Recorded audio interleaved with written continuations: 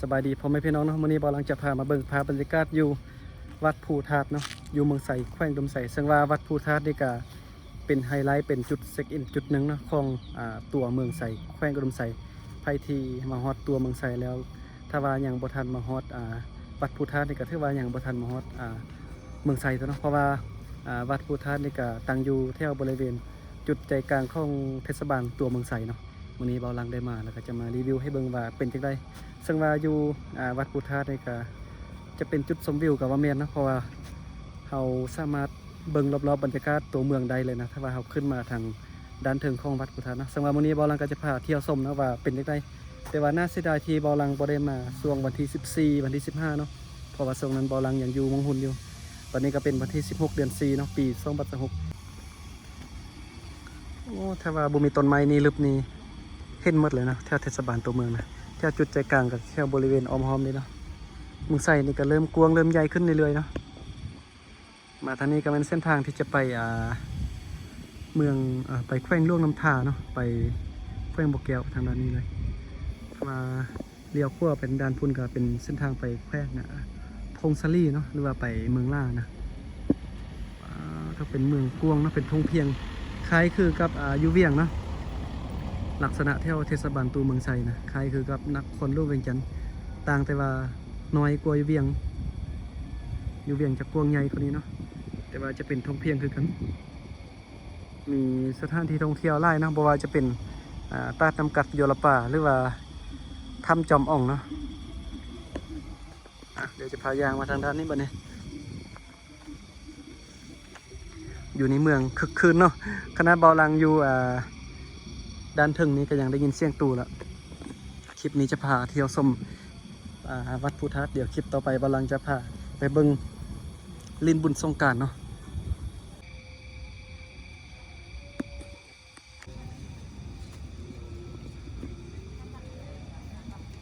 บุญนี้ก็เป็นบอนทรงนำพระเนาะเบาลังคิดว่าผู้มีคนมาผู้เมนเนาะซึ่งว่าตอนนี้คนกำลังเริ่มมาเรื่อยๆนะเขาจะเริ่มมาทรงนำพระเจ้านะ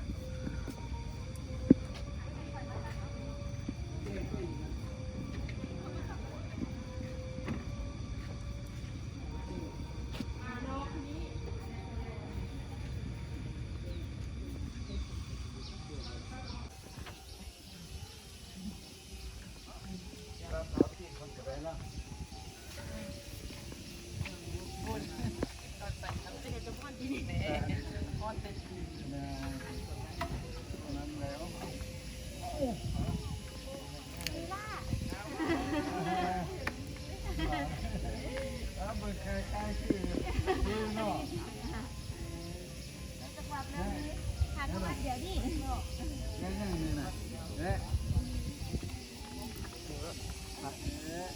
ที่เราใหญ่ทำกันเลยทำกันเลยที่วันนี้เดินมาให้ดูวันนี้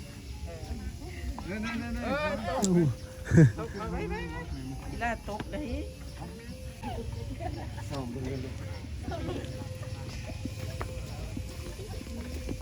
ซึ่งว่าสาวเมืองเพิ่นก็เริ่มมาแล้วเนาะ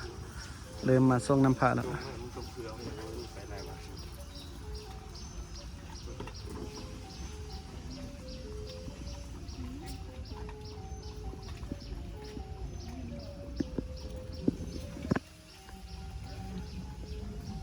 บนนี้เนาะบนที่นำโลลงบนนี้ส่งน้ำพระเอานำใส่ดอกไม้หอมๆนะโลลงทางด้านนี้ก็จะประมาณเลยเนาะ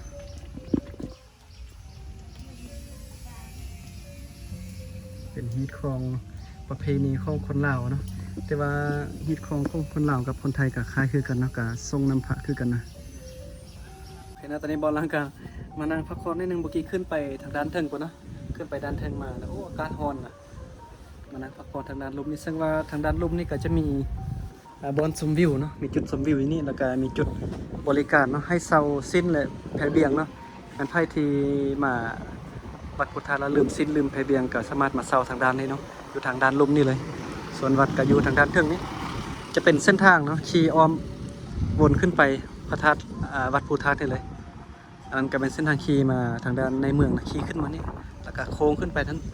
หรือว่าจะมาทางด้านนี้ก็ได้เนาะโค้งเป็นเส้นทางอ้อมอันวัดพุทธาตุเลยแล้วก็อยู่จุดนี้ก็จะเป็นมีบริการเซาซินแล้วก็แพเบียงเนาะแล้วก็มีจุดชมวิวอีกตื่มเดี๋ยวบ่าวหลังจะพามาเบิ่งบนนี้เนาะเฮาตามที่บ่าวหลังถ้ำไอจวดตะกี้ก็เคยมีนักท่องเที่ยวเนาะมากางเต็นท์นอนอยู่นี่นะตอนบรรยากาศยามหนาวฤดูหนาวนี่มากางเต็นท์นอนอยู่นี่ตื่นสมาแล้วก็ชมวิวอยู่นี่โอ้คักขนาดนะแต่ว่าคันเฮาจะมากางเต็นท์นอนอยู่นี่ตรงถ้ำอันเจ้าอาวาสก่อนเนาะถ้ำสถุก่อนถ้ำผู้ที่ดูแลสถานที่แห่งนี้นะแจ้งให้เพิ่นรับรู้ก่อนเนาะถ้าว่าเพิ่นให้เฮานอนพักผ่อนมากางเต็นท์นอนได้เฮาก็สิสามารถมากางเต็นท์นอนได้เนาะก็ต้องแจ้งให้เพิ่นรู้ก่อนแต่ว่าบ่าวหลังก็อยากจะมากางเต็นท์นอนอยู่นี่ที่สุดเลยเพราะว่าบรรยากาศงามวิวงามบรรยากาศดีนะโดยเฉพาะเป็นตอนฤดูหนาวนี่โอ้ตื่นสมาชมวิวเท่านั้นก็จะเป็นทงนาอันนั้นก็เป็นขั้วข้ามน้ำก่อเนาะแล้วก็ไปแถวด้านนั้นก็เป็นบ้านทินนี่บ่าวหลังก็บ่ฮู้ชื่อบ้านนะโอ้บรรยากาศดีนะส่วนทางด้านนี้ก็เป็นไปเส้นทางไปสถานีรถไฟเนาะบนนี้นี่งามขนาดบนนี้นะเป็นน้ำก่อในโค้งมานะไล่มาแต่ถึงบนโค้งมานี่ส่วนตลาดลือไซน่าจะเป็นทางด้านพุทธเนาะตลาดลือไซนะน่าจะเป็นทางด้านนี้แหละเป็นทุ่งเพียงเนาะเมืองไซเนี่ยเป็นทุ่งเพียงแล้วก็ขอบเขตตัวเมืองในเทศบาลตัวเมืองนี่กว้างเริ่มเจริญแล้วเนาะเมืองไซนี่คล้ายคือกับนครหลวงเวียงจันทน์แต่ว่าน้อยกว่า เดี๋ยวถ่ายเบิ่งบรรยากาศรอบๆ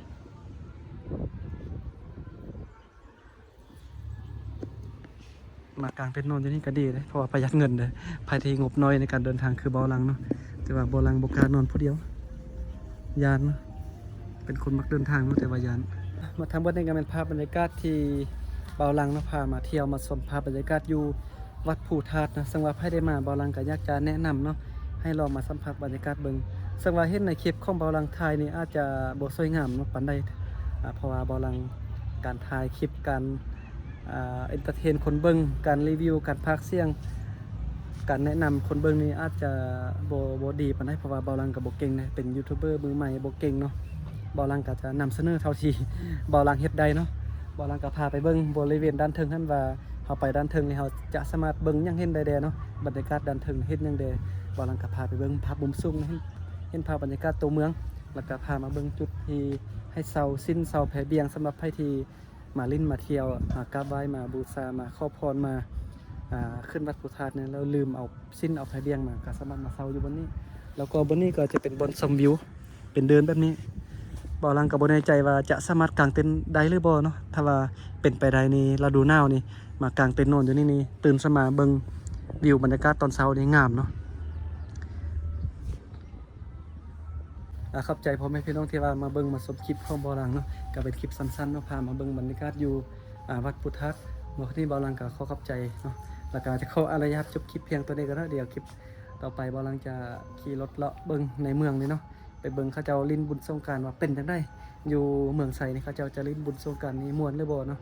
จะต่างกับบ้านของบ่าวหลังหรือบ่นะบ่าวหลังจะขี่รถเลาะเบิ่งบรรยากาศในเมืองเที่ยวเบิ่งเนาะเป็นจังได๋นะ